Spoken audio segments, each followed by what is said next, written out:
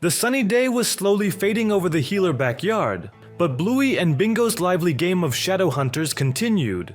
Their giggles drifted to Chili, who was sipping tea on the veranda, and to Bandit, who was wrestling with a broken garden hose.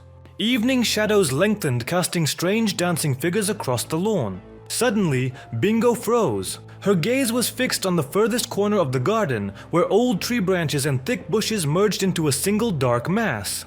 There, amidst the deepening twilight, something had appeared. It was a pale, hairless, unnaturally thin figure, almost translucent, as if carved from the very shadows themselves. It squatted pressed close to the ground, and two enormous empty eye sockets stared directly at the children. Bluey felt the fur on her neck prickle. This was unlike any animal they knew, unlike anything they had ever seen.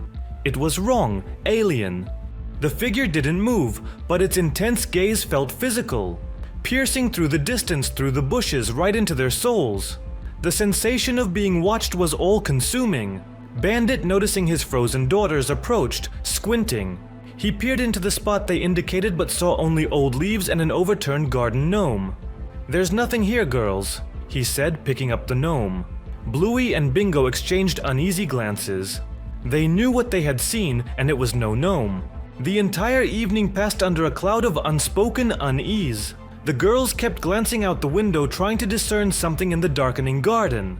When they finally went to bed, Bluey pressed close to Bingo. Both felt an inexplicable cold seeping through the walls of the house. Deep in the night, Bluey woke up. The room was engulfed in an icy chill, even though the window was tightly closed. She barely opened her eyes and saw it. The same figure was sitting in the corner of the room right by their bed. It squatted, its long thin limbs oddly bent, and its huge dark eyes were fixed on Bluey. Fear paralyzed Bluey. She couldn't move, couldn't make a sound.